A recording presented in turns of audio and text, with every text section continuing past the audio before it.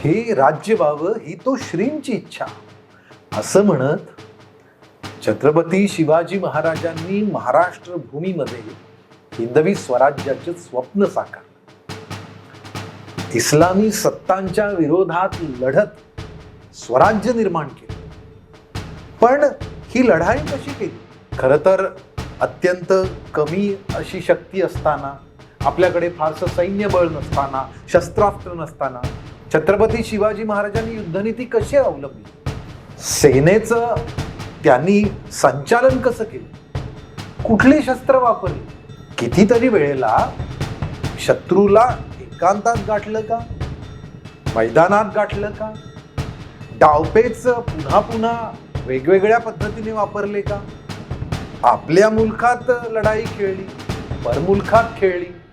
पण मग आदिलशहा, कुतुबशहा, मोगल आणि समुद्रावर पोर्तुगीज, इंग्रज, डच, फ्रेंच अशा अनेक सत्ता किंवा शत्रू असताना त्यांनी महाराष्ट्रात नेमकं कोणतं युद्धशास्त्र निर्माण केलं? छत्रपती शिवाजी महाराजांची युद्धनीती हे जगातल्या युद्धशास्त्रांमधलं एक मोठं विद्यापीठ आहे. मग अगदी फतेखानाच्या स्वारीपासून केवळ 19 वर्षाचे असताना छत्रपती शिवाजी महाराज फतेखानासारख्या विजापूरच्या नामवंत सरदाराशी मैदानीच युद्ध होतं. पण गनिमी काव्यासारखे अनेक युद्धशास्त्र निर्माण केली. अफजल खानाला एकांगी मारला, प्रतापगडचे युद्ध खेळलं. छत्रपती शिवाजी महाराज पन्हाळ्याला वेढ्यात अडकले, तिथून सुटून गेले. विशाळगडाच्या ठिकाणी लढाई केली, शाहिस्ते खानाची बोटं तोडली, आग्र्याला जाऊन आले. त्यांचं सगळं आयुष्य बघितलं तर त्या प्रत्येक ठिकाणी त्यांनी आणि त्यांच्या फौजेने केलेल्या युद्धांचा, लढायांचा इतिहास. पण तो इतिहास जाणून घेताना त्या युद्धामागची भूमिका, ते युद्ध कसं खेळलं गेलं, ती लढाई कशी केली, काय शस्त्र वापरलं, शास्त्र वापरलं, हे जाणून घेऊया शिवछत्रपतींची युद्धनीतीच्या दुसऱ्या भागात. काळ बदलला असेल. शिवाजी महाराजांनी जे मापदंड वेगवेगळ्या क्षेत्रातले घालून घेतले ते आज आपण का वापरतो? काळ बदलला. युद्धशास्त्र म्हणजे युद्धाची पद्धत बदलली. आज आकाशातून मिसाईलद्वारे होतं, तोफा, विमान असं पोटात बॉम्ब घेऊन कुठल्या तरी शहरावर टाकलं जातं. हे सगळं किंबहुना अगदी त्याच्याही पलीकडे म्हणजे सायबर असं सुद्धा वॉर होतं. या सगळ्या युद्ध पद्धती बदलल्या.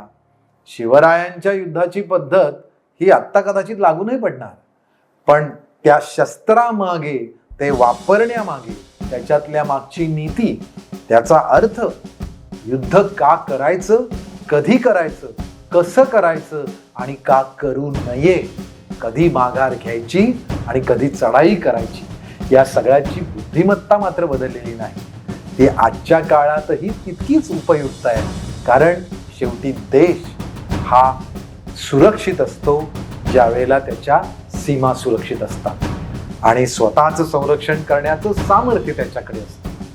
हे सामर्थ्य कसं वाढवावं, सामर्थ्यवान कसं असावं आणि आपल्या शत्रूला कसं गारद करावं, या मागची बुद्धिमत्ता मात्र शिवाजी महाराजांकडूनच ओळखून घेतली पाहिजे. शिवरायांच्या या युद्धनीतीवरती पुन्हा एकदा इतिहास कट्ट्यावर मी बोलतोय, नक्की ऐकायला.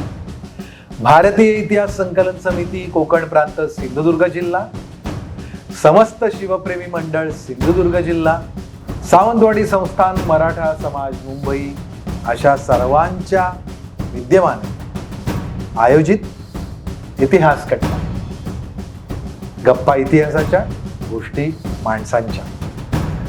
पहिलं पर्व छत्रपती शिवरायांच्या गोष्टी ऐकतो आणि युद्धनीतीतला हा भाग दुसरा आहे. गोष्ट तिसरी, शिवरायांची युद्धनीती, भाग 2. रविवार दिनांक 19 जुलै 2026 सकाळी 9:30 वाजता. स्थळ मराठा हॉल, कुडाळ, सिंधुदुर्ग. प्रायोजक Shivpremi Sindhudurg. Media partner Visionary Studios. सादर करते श्री रविराज पराडकर.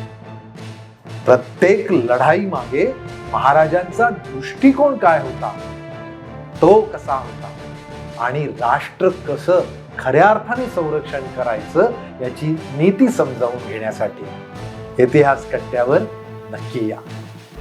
भेटूया इतिहास कट्ट्यावर. इतिहास कट्टा, गप्पा इतिहासाच्या, गोष्टी माणसांच्या.